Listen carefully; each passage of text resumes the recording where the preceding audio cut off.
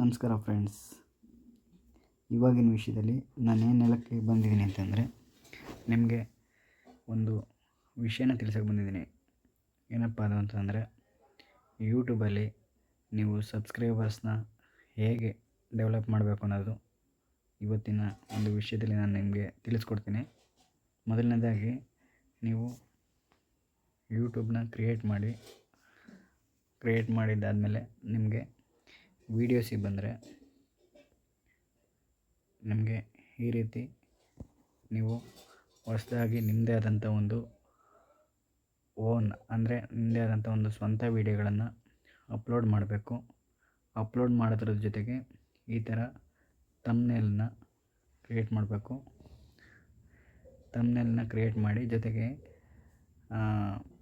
ಜನರಿಗೆ ನೀವು ಮಾಡೋ ವೀಡಿಯೋನ ಅವರಿಗೆ ಒಂದು ಮೆಸೇಜ್ ಮೂಲಕ ತಿಳಿಸ್ಬೇಕು.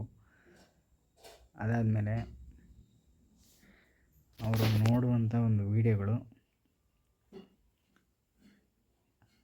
ಅವರಿಗೆ ಒಂದು ಅರ್ಥಪೂರ್ಣವಾಗಿ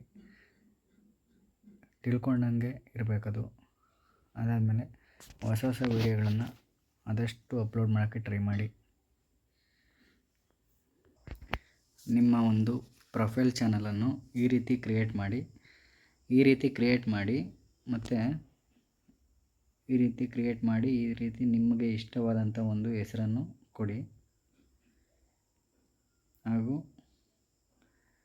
ಜನರಿಗೆ ನೀವು ನಿಮ್ಮ ಪ್ರೊಫೈಲ್ ಮೇಲೆ ಒಂದು ಡಿ ಪಿ ಹಾಕಿರ್ತೀರಲ್ಲ, ಅಂದರೆ ನಿಮ್ಮದೇ ಆದಂಥ ಒಂದು ಯೂಟ್ಯೂಬ್ ಕ್ರಿಯೇಟ್ ಮಾಡಿ ಒಂದು ಡಿ ಪಿ ಹಾಕ್ಕೊಂಡಿರ್ತೀರಲ್ಲ, ಆ ಡಿ ಪಿನ ಯಾವತ್ತೂ ನೀವು ರಿಮೂವ್ ಮಾಡೋಕ್ಕೆ ಹೋಗಬೇಡಿ. ಯಾಕೆಂತಂದರೆ ನಿಮ್ಮ ಒಂದು ಡಿ ಪಿನ ಅವರು ಒಂದ್ಸಲಿ ಮೈಂಡ್ಗೆ ಹಾಕ್ಕೊಂಡಿರ್ತಾರೆ. ಯಾಕೆಂತಂದರೆ ನೀವೇನಾದ್ರು ಡಿಲೀಟ್ ಮಾಡಿ ಬೇರೆ ಡಿ ಪಿ ಹಾಕ್ತು ಅಂತಂದರೆ ಅವ್ರಿಗೆ ಕನ್ಫ್ಯೂಸ್ ಆಗೋಗುತ್ತೆ.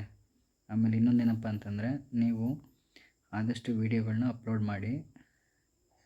ಅಪ್ಲೋಡ್ ಮಾಡೋದೇನಾದ್ರು ಸ್ಟಾಪ್ ಮಾಡ್ತು ಅಂತಂದರೆ ಅವ್ರಿಗೆ ಡಿಸ್ಟರ್ಬ್, ಅಂದರೆ ನಿಮ್ಮ ಚಾನಲನ್ನು ಅವರು ಸಬ್ಸ್ಕ್ರೈಬ್ ಮಾಡಿದ್ದರೂ ಅನ್ಸಬ್ಸ್ಕ್ರೈಬ್ ಮಾಡೋ ಚಾನ್ಸಸ್ಸು ಕೂಡ ಇರುತ್ತೆ. ಹಾಗಾಗಿ ಅವರಿಗೆ ಹೊಸ ವೀಡಿಯೋಗಳನ್ನು ಅಪ್ಲೋಡ್ ಮಾಡಿ ಅವರನ್ನು ನಿಮ್ಮ ಒಂದು ಚಾನಲಲ್ಲಿ ಲೈಫ್ ಟೈಮ್ ಇರೋ ಹಾಗೆ ನೀವು ಕಾಪಾಡ್ಕೊಳ್ಳಿ ಅಂತ ಹೇಳ್ತಾ ನಾನು ಮಾತು ಮುಗಿಸ್ತೀನಿ. ನಮಸ್ಕಾರ ಫ್ರೆಂಡ್ಸ್.